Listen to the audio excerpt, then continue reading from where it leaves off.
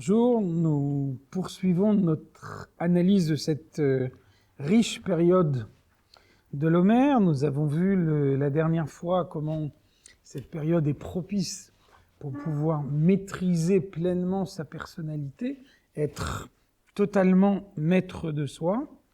Et de fait, on voit que le rabbi précédent, Rabbi Yosef Yitzhak, nous fait constater une analogie dans la Torah entre la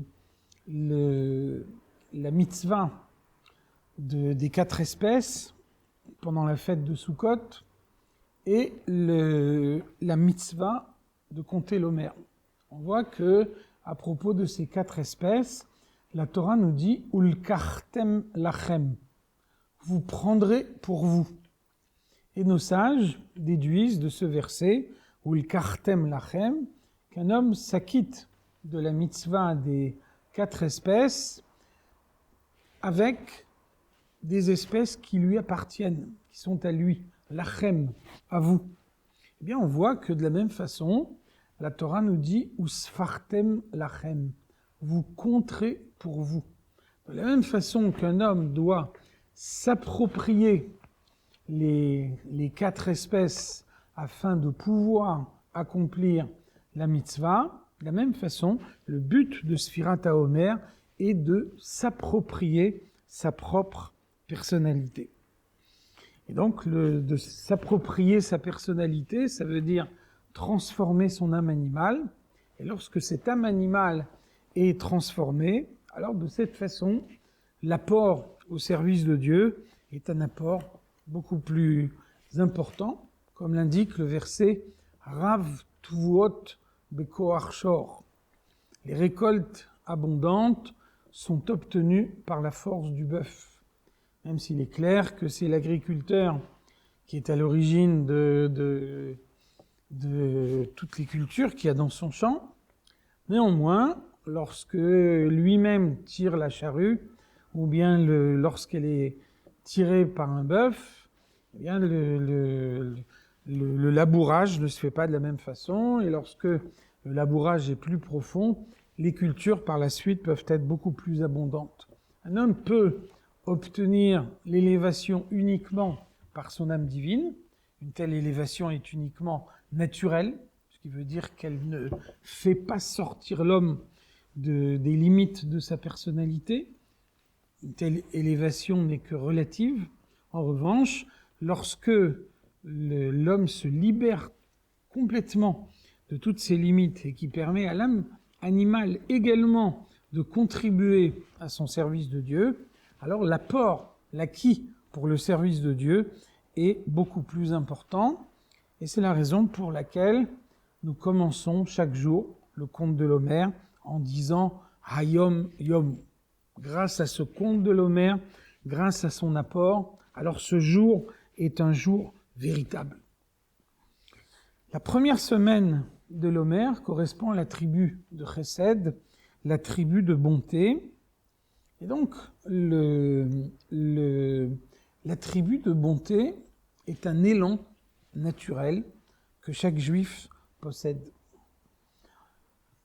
Chaque juif possède en lui une capacité de prodiguer le bien, et la problématique qui se pose à chacun est de savoir comment exprimer cette bonté naturelle que chacun possède. Bien souvent, un homme interprète des signaux qui lui sont adressés, on peut les interpréter d'une manière erronée, et donc une mauvaise interprétation peut contribuer à bloquer sa personnalité et à l'empêcher d'exprimer l'élan de bonté qu'il possède en lui. Donc le but de cette première semaine de l'Homère, c'est non seulement de donner une expression concrète à cet élan de bonté que chacun possède, mais plus encore, d'aller au-delà du bien naturel pour permettre que l'élan de bonté ne soit pas uniquement un sentiment, mais qu'il soit à l'origine d'actions concrètes. C'est uniquement l'action concrète qui peut asseoir le sentiment. Le caractère même d'un sentiment, la définition d'un sentiment, c'est le fait qu'il est éphémère. Et donc, pour rendre un sentiment stable, alors il faut lier ce sentiment avec une action concrète. L'élan de bonté que chacun possède en lui doit également être précisé. Un autre obstacle à la révélation de la bonté, c'est l'impossibilité de lui donner une forme précise. Il peut y avoir une bonté qui reste à un stade diffus. Et à ce moment-là, eh bien, elle ne peut pas recevoir une expression concrète parce que l'expression concrète est nécessairement liée à ce qui est précis. Donc, dans le service de Dieu, une organisation très stricte de la personnalité est nécessaire. Tout ce qui est laissé à l'à peu près ne peut pas aboutir. On voit que, par exemple, un des moyens naturels d'exprimer son élan de bonté, c'est éduquer un enfant. On voit qu'éduquer un enfant, c'est une série de sentiments complexes. Et donc, tous ces sentiments complexes sont tous l'expression de la bonté. On voit que cette bonté peut parfois prendre la forme d'une rigueur, peut parfois prendre la forme de la pitié. Beaucoup de possibilités existent, et donc la qualité de l'éducation qui est donnée à l'enfant dépend du dosage entre ces différentes possibilités. En tout état de cause, la qualité de cet élan de bonté, c'est le fait de ne pas rester indifférent.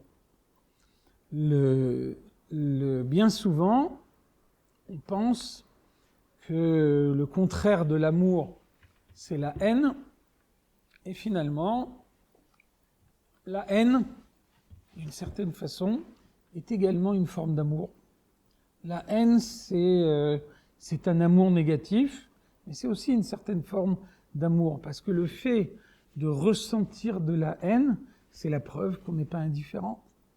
Et donc finalement, le contraire de l'amour, ça n'est pas la haine, mais c'est l'indifférence. L'indifférence, c'est le blocage le plus important pour pouvoir révéler l'élan de bonté que chacun possède en lui. Et donc, ça veut dire que la bonté n'est pas contradictoire avec l'autorité.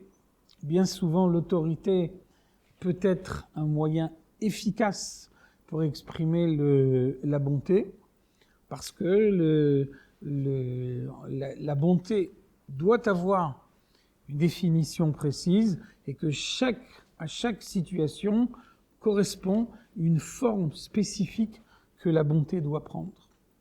Et donc ça veut dire qu'à aucun moment le sentiment d'un juif ne peut être uniquement un sentiment naturel. Le sentiment d'un juif est un sentiment travaillé, un sentiment profondément analysé.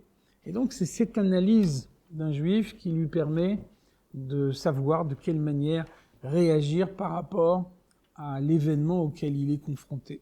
Voyons que la référence en matière de chesed, c'est Abraham, notre père. Et donc, Abraham est chargé de faire savoir à un monde idolâtre que Dieu existe. Et il utilise donc le chesed, qui est son attribut naturel. Et il reçoit chez lui des invités auxquels il demande de bénir Dieu pour le repas qu'il leur a servi. Et lorsque ceux-ci refusent de le faire, alors il adopte soudain une attitude sévère et il leur demande de payer très cher tout ce qu'ils ont consommé. Et nous voyons que à aucun moment la bonté est uniquement l'expression d'un sentiment naturel, c'est un sentiment travaillé, un sentiment construit, et le moment béni pour pouvoir faire cette construction, c'est précisément cette première semaine du Homère.